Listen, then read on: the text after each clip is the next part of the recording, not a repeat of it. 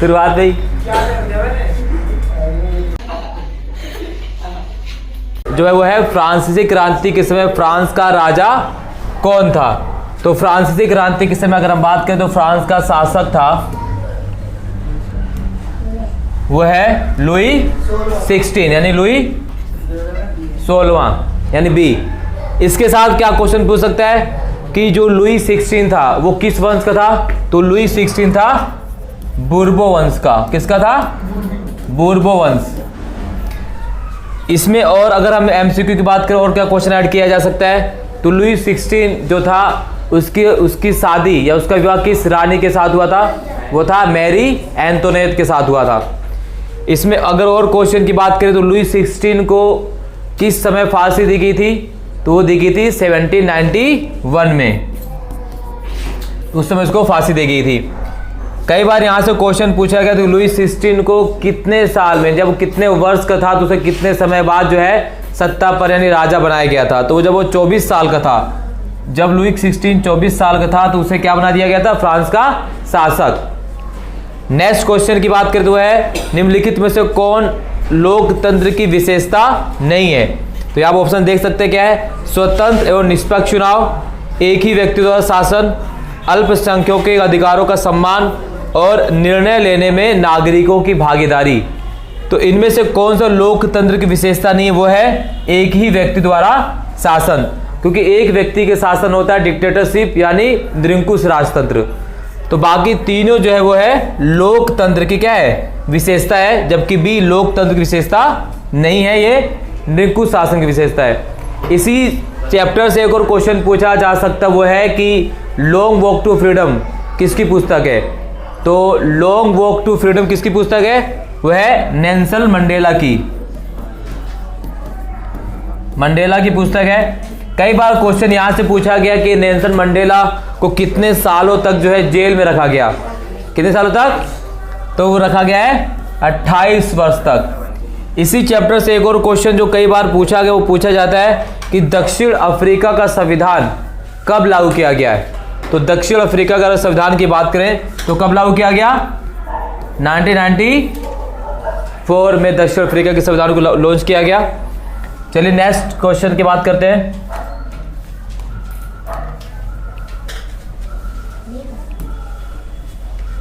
अगला क्वेश्चन है कि भारतीय संविधान में कौन सा मौलिक अधिकार कानून के समक्ष समानता को सुनिश्चित करता है? तो आप सभी को पता है कि भारतीय संविधान में मौलिक अधिकार दिए गए, और मौलिक अधिकार भारतीय संविधान किस पार्ट्स में है? तो पार्ट्स अगर हम बात करें तो भारतीय संविधान की, तो भारतीय संविधान जो है मौलिक अधिकार की तो भाग कितने है? भाग 3 में है। तो वही उसी भाग 3 में सारे के सारे मौलिक अधिकार दिए गए, लेकिन क्वेश्चन क्या पूछा गया है कि कानून के समक्ष समानता।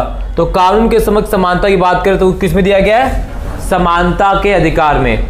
और समानता का अधिकार किस आर्टिकल में कहां तक दिया गया है? तो आर्टिकल है 14 से लेकर 18 तक, यानी अनुच्छेद 14 से लेकर 18 तक किसकी बात की गई है?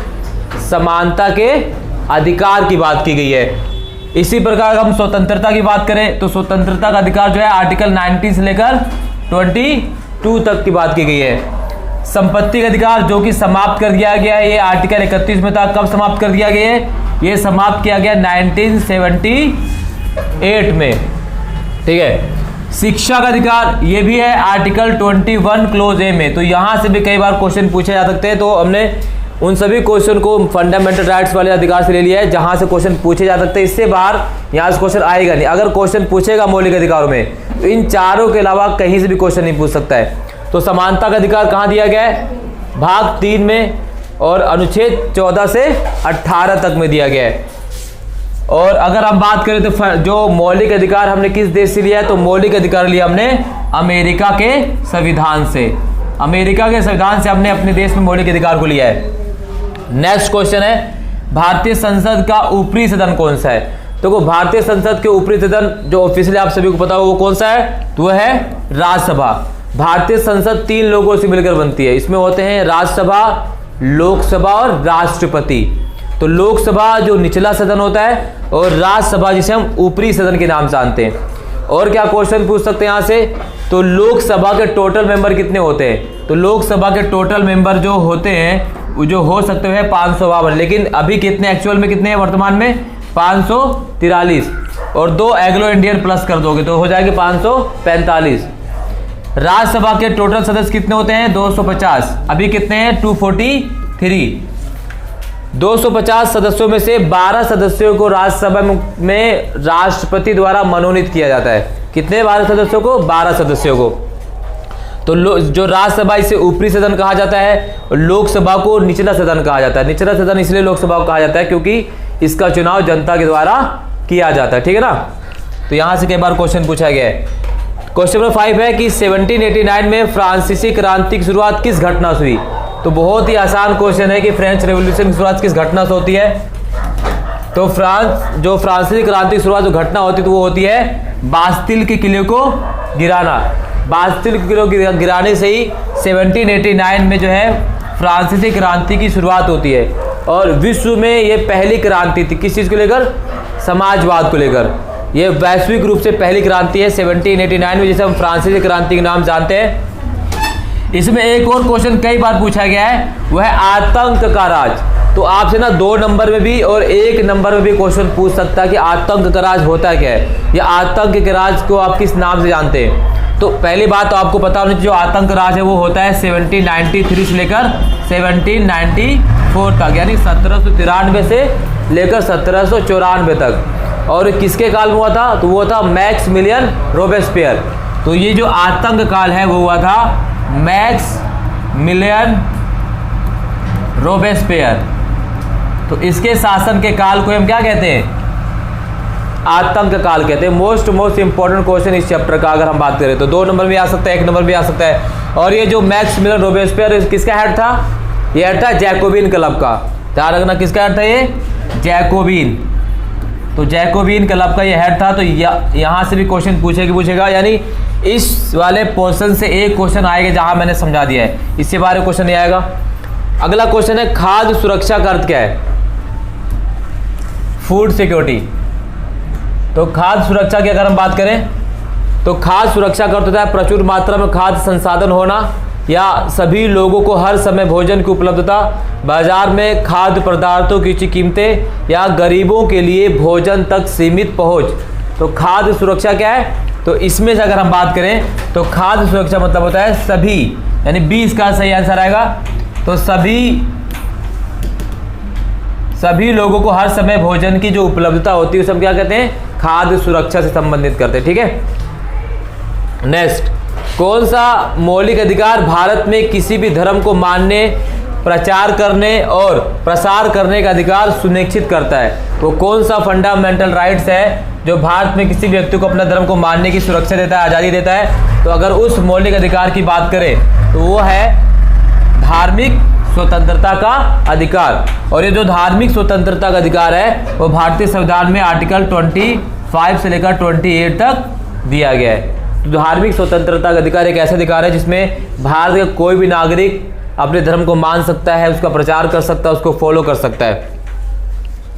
अगला है भारत के संविधान निर्माण के लिए कौन सी संस्था उत्तरदायी थी। ये क्वेश्चन कौन बताएगा, प्रियांशु बताओ बेटा क्वेश्चन बताओ। क्वेश्चन कौन सी संस्था उत्तरदायी थी, है कौन बताएगा, संविधान सभा। तो बिल्कुल ठीक है। तो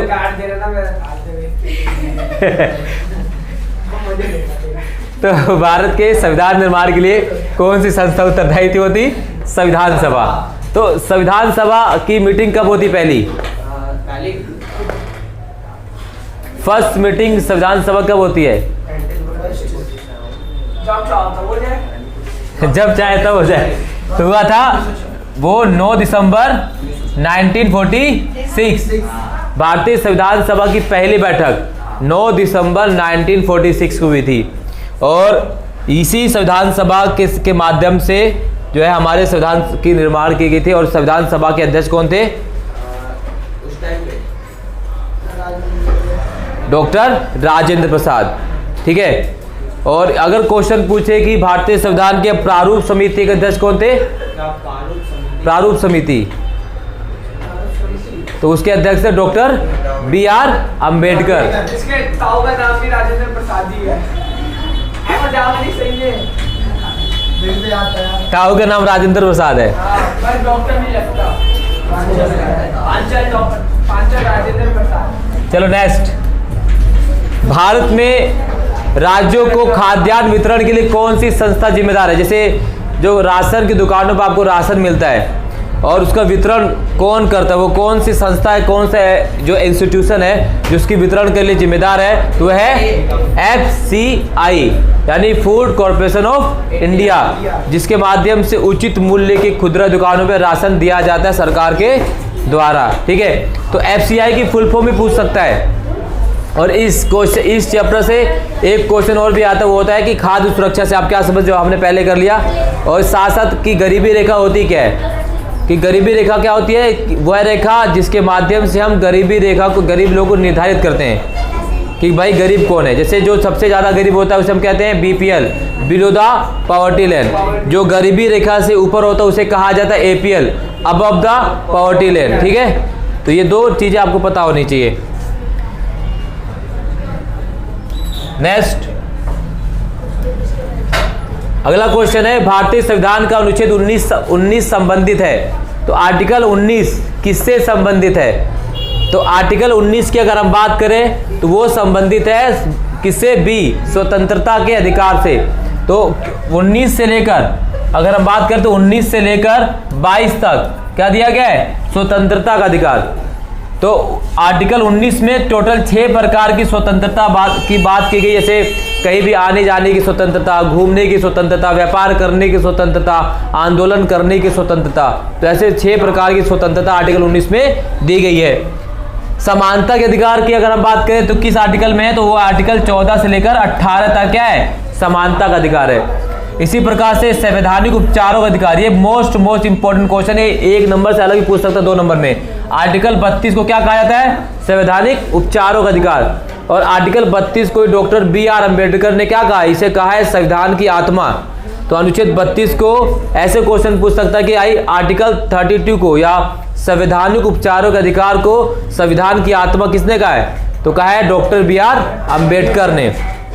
इसी प्रकार से अगर हम बात करें संपत्ति का अधिकार, जैसे आप सभी को पता है कि संपत्ति का अधिकार आर्टिकल 31 में था, लेकिन अब से क्या कर दिया गया है? समाप्त कर दिया गया है। पहले हमारे पास 7 फंडामेंटल राइट्स थे, अब कितने हैं? 6। ठीक, अगला है एडोल्फ हिटलर जर्मनी में किस राजनीतिक, जो एडोल्फ हिटलर है वो जर्मनी में किस राजनीतिक दल का नेता था? तो सिंपल है, वो किसका था? National socialist German workers party. तो आपको बताना है एडोल्फ हिटलर को जर्मनी का शासक कब बनाया गया, वो जर्मनी की राजगद्दी पर कब बैठता है? एडोल्फ हिटलर जर्मनी का चांसलर कब बना? 1933, बिल्कुल ठीक है। 1933 में वह जर्मनी का जो है चांसलर बनता है। अगला क्वेश्चन है, भारत में मानसूनी हवाएं किस महासागर से, अच्छा यहां से जो है ना हिटलर वाले से 5 नंबर के भी क्वेश्चन आएगा कि हिटलर के उदय के क्या कारण रहे, है ना? तो इस तरह से क्वेश्चन आएगा। भारत में मानसूनी हवाएं किस महासागर से प्रभावित होती हैं? तो है हिंद महासागर। किससे होती हैं? हिंद महासागर से मानसून, यानी आपको पता है कि भारत में जो मानसून आता है वो हिंद महासागर के माध्यम से आता है, क्योंकि भारत क्या है? हिंद महासागर से बिल्कुल जुड़ा हुआ है। तो हमारे जो मानसूनी हवाएं थी वो कहां से आती है? हिंद महासागर से। अगला क्वेश्चन अगर हम बात करें है कि भारत में कौन सी संस्था चुनाव कराने और स्वतंत्र और निष्पक्ष चुनाव प्रक्रिया सुनिश्चित करने के लिए जिम्मेदार है? तो यह है निर्वाचन आयोग, सुप्रीम कोर्ट, राष्ट्रपति कार्यालय, संसद। बताओ, चुनाव कराने के लिए कौन सी संस्था जिम्मेदार है? ए, जी हाँ, वो है चुनाव यानी निर्वाचन आयोग। तो वर्तमान में भारतीय निर्वाचन आयोग के अध्यक्ष कौन है? अभी इलेक्शन कमीशन ऑफ इंडिया के हेड कौन है बेटा? बताओ। इलेक्शन कमीशन ऑफ इंडिया के हेड हैं राजीव कुमार। कौन है? राजीव कुमार। और पहले हेड कौन थे? सुकुमार सेन। सबसे पहले राजीव कुमार किसका नाम है? सबसे पहले वो थे सुकुमार सेन। ये प्रिया साड़ी सेंटर के हस्बैंड का नाम है राजीव कुमार। हाँ ठीक है, बस बस। गंगा नदी का उद्गम स्थल कौन सा है? तो गंगा नदी का उद्गम स्थल कौन सा है? वह है गंगोत्री ग्लेशियर। गंगोत्री ग्लेशियर गंगा नदी में, यानी गंगा की 3 प्रमुख नदियां कौन सी है? अगर आपसे पूछा जाए कि हिमालय की प्रमुख नदियां कौन कौन सी हैं, कौन कौन सी हिमालय की 3 प्रमुख नदियां हैं? हाँ, इंडस, गंगा और ब्रह्मपुत्र। ठीक है, तो हिमालय की नदियां और प्रायद्वीपीय पठार की नदियों में डिफरेंस आएगा। ये 3 से 4 नंबर में क्वेश्चन पूछा जाएगा। इसी प्रकार से पूर्वी घाट और पश्चिमी घाट अभी हम देख लेंगे लॉन्ग आंसर क्वेश्चन में। कंचनजंगा कहां पर है? भारत में या नेपाल में? नेपाल में। कंचनजंगा भारत में। K2 कंचनजंगा।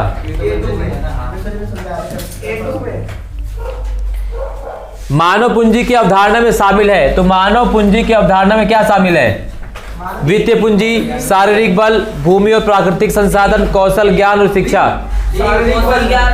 बिल्कुल डी, कौशल, ज्ञान और शिक्षा, डी इसका सही आंसर है। भारत में आम चुनाव के लिए मतदान की न्यूनतम आयु क्या है? 18 वर्ष। बिल्कुल ठीक है। पहले कितनी थी? पहले 21 थी। 21 ईयर्स, पहले 21 वर्ष थी। इसे 1989 में क्या कर दिया गया? हटाकर 18 कर दिया गया। ठीक है, तो ये क्वेश्चन भी आपको पता होना चाहिए कि पहले 21 थी, अब 18 है। और 18 कब की गई? 1989 में। नेक्स्ट, अब यहां पर जो है वो कथन और प्रकथन वाले क्वेश्चन आएंगे।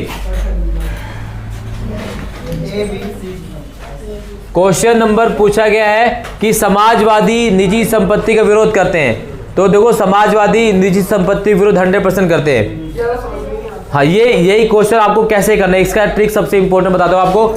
जैसे यहाँ पे लिखा है कि समाजवादी निजी संपत्ति का विरोध करते हैं, क्योंकि आपको क्योंकि लगाना। अगर क्योंकि में शब्द सटीक बैठ जाए तो कथन और दोनों बिल्कुल सही होते हैं। अगर क्योंकि में नहीं बैठेगा तो समझ लो नीचे वाला गलत ही गलत है।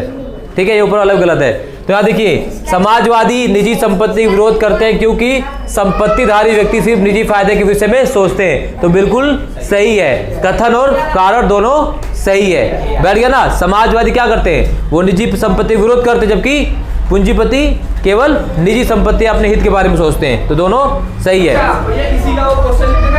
हाँ, बिल्कुल जोड़ देना है। जोड़ दोगे तो आपको बिल्कुल कभी गलत हो ही नहीं सकता। ये सबसे आसान ट्रिक इस चीज को करने के लिए। अगर आपका शब्द क्योंकि से बनकर अच्छा बनता है तो बिल्कुल सटीक है, नहीं तो गलत हो जाता है। अभी देखो, यहाँ सेकंड वाले में करते हैं। तो नेक्स्ट क्या लिखा है? नेल्सन मंडेला को 28 वर्षों तक दक्षिण अफ्रीका के रोबेन द्वीप में कैद करके रखा गया क्योंकि नेल्सन मंडेला ने रंगभेद का विरोध किया था। सही है ना? दोनों सही है, तो बैगन हो गया है ना? तो ऐसे ही है बिल्कुल। तो इस तरह से आपको करना है, तो कभी गलत हो ही नहीं सकता ये वाला। ठीक, तो दोनों कथन सही है, कारण और कथन दोनों 100% क्या है? सही है। नेक्स्ट देखो, तापी एक मौसमी नदी है। तापी जो दक्षिण भारत की नदी है, आपको पता है दक्षिण भारत की सब नदी क्या मौसमी है, क्योंकि इसमें साल भर पानी नहीं रहता है, केवल बरसात के मौसम में पानी रहता है। जबकि तापी हिमालय की नदी है, तो कथन क्योंकि है नहीं, है ना? तो वैसी बात है, बिल्कुल सी आएगा। एक सही और दूसरा गलत है। तो इस तरह से करोगे तो कभी गलत होएगा नहीं कथन और कारण वाला। नेक्स्ट, कृषि क्षेत्र में मौसमी बेरोजगारी पाई जाती है। 100% पाई जाती है मौसमी बेरोजगारी, क्योंकि ग्रामीण क्षेत्र में शिक्षित बेरोजगारी दर अधिक है। तो इसका कोई मतलब नहीं है। दोनों कथन सही है, लेकिन कारण और कथन बिल्कुल व्याख्या नहीं करता है ना? तो बी इसका आंसर आएगा। अगर यहाँ पर क्या लिखा है? कृषि क्षेत्र में मौसमी बेरोजगारी पाई जाती है क्योंकि गांव में खेती ज्यादा होती है, तो दोनों कथन सही हो जाता। लेकिन यहाँ पर दूसरा भी सही है। हाँ, लिंक नहीं है लेकिन, है ना? कथन और कारण दोनों सही, लेकिन एक दूसरे की व्याख्या नहीं करते हैं। अब देख लेते हैं कि जो बड़े क्वेश्चन वो कैसे पूछे गए हैं, 2 नंबर वाले।